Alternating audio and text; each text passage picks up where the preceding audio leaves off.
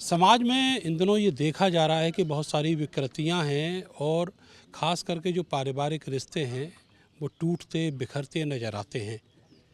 मेरठ में बीजेपी सांसद और एक्टर अरुण गोविल ये मानते हैं कि इन सब का इलाज महाकाव्य रामायण में छुपा हुआ है। श्री रामचरितमानस अगर कोई इसको स्टडी करे और समझे तो निश्चित तौर पर जो रिश्ते हैं उनकी महत्ता समझ आएगी, साथ ही बहुत सारी विकृतियां दूर की जा सकती हैं। इसीलिए उन्होंने घर घर रामायण पहुंचाने का एक प्लान तैयार किया है। मेरे साथ अरुण गोविल जी और उनकी पत्नी श्रीलेखा जी मौजूद हैं। सर, आपसे ये जानना चाहेंगे कि ये जो प्लान है इसका आइडिया क्या है और इसको किस तरीके से आप ज़मीनी तौर पर इम्प्लीमेंट करने वाले हैं? ये बेसिकली एक तो प्लान नहीं है, ये अभियान है और बहुत पॉजिटिविटी को लेकर ये अभियान हमने शुरू किया है। क्योंकि आज एज़ यू सेड इट कि समाज में पारिवारिक और सामाजिक विघटन बहुत ज़्यादा हो रहा है, जिसका असर सबके ऊपर पड़ता है और फाइनली जाकर देश की सशक्तता पर, समृद्धता पर पड़ता है। तो उसको रोकने के लिए कि कहीं तो हमें रुकना होगा, बिकॉज परिवार बिखर जाता है तो इंसान खुद भी टूट जाता है बेसिकली। तो उस और कई बार ये होता है कि उसे समझ में भी नहीं आता कि ये सब क्यों हो रहा है। तो रामायण एक ऐसा ग्रंथ है, एक ऐसा महाकाव्य है जिसमें सब कुछ छुपा नहीं है, बस साफ साफ लिखा है। खाली आपको पढ़ना होता है उसको ध्यान से एक बार। उससे इतनी पॉजिटिविटी हमारे अंदर आ जाती है कि हम निगेटिव सोच नहीं पाते, और जब हम निगेटिव नहीं सोच पाते, पॉजिटिव सोचते हैं, हमारे जीवन में बहुत सारी अच्छाइयाँ आती हैं, बहुत सुख आता है। और जब सुख आता है तो आप ये सोचिए कि अगर दो भाई प्यार से रहते हो तो दो भाइयों की शक्ति मिलकर कितनी हो जाती है, और एक दूसरे के प्रति नेगेटिव अगर हो तो कैसे वो शक्तियाँ सब बट जाती हैं, विघटन हो जाता है। तो उस विघटन को रोकने के लिए ये एक कदम है जो फाइनली जाकर हमारे देश की सशक्तता पर, जो अब जैसे आदरणीय प्रधानमंत्री हमारे लेकर चले हैं कि 47 तक जो है वो हमें इसको एक डेवलप कंट्री बनाना है। तो उसके लिए हर इंडिविजुअल को अपना योगदान देना होगा, परिवार में, समाज में और फिर देश में।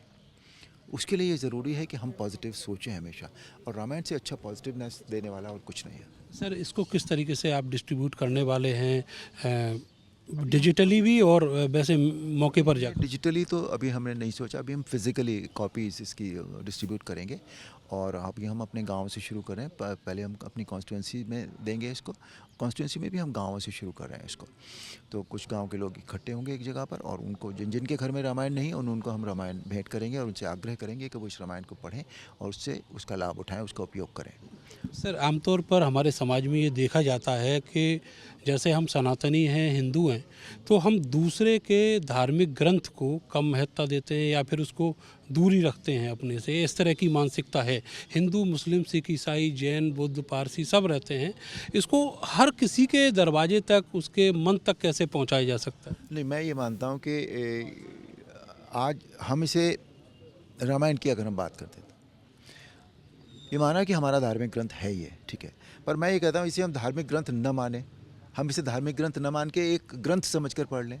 हम इसे पढ़ाई की पुस्तक, अपने कोर्स की किताब समझ के पढ़ लें, तो क्या परेशानी है उसमें?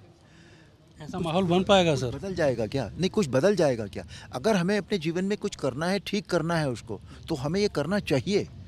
करेंगे या नहीं करेंगे मुझे नहीं पता है, पर I will be very happy कि कोई दूसरे धर्म का व्यक्ति, कोई मुसलमान भाई, कोई और दूसरे धर्म के व्यक्ति मेरे पास आए और कहें कि हमें रामायण चाहिए। I would love to give them, क्योंकि वो उन्होंने ये तय कर लिया कि ठीक है, ये हम इसे, इस धर्म पाठ कहीं उसमें लिखा है क्या?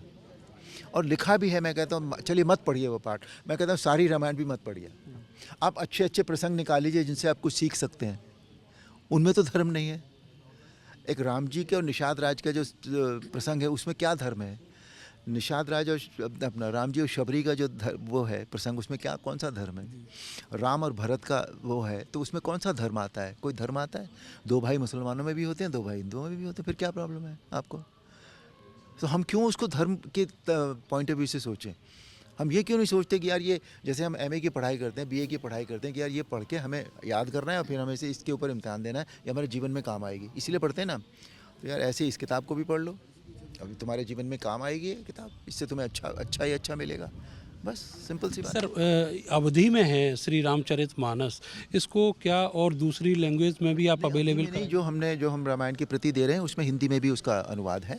और गीता प्रेस गोरखपुर की रामायण है ये, ऑथेंटिक रामायण है, उनके पास 13 भाषाओं में ये रामायण उपलब्ध है। तो उन 13 भाषाओं में तो हम दे ही सकते हैं इस रामायण को, जिसकी भी जो भी इच्छा हो जिसकी।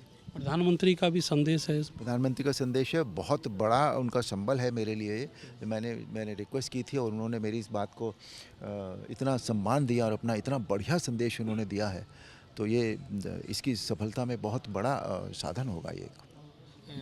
श्रीलेखा जी भी हैं आपकी पत्नी।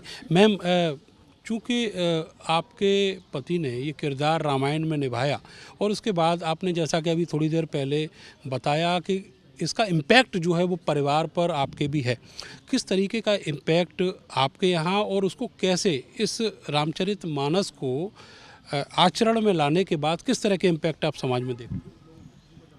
पारिवारिक परिवर्तन होंगे, जो आज परिवार अलग हो रहे हैं, बेटे अलग हो जाते हैं एंड पूरी फैमिली टूट रही है, लेकिन इससे काफ़ी फ़र्क पड़ेगा।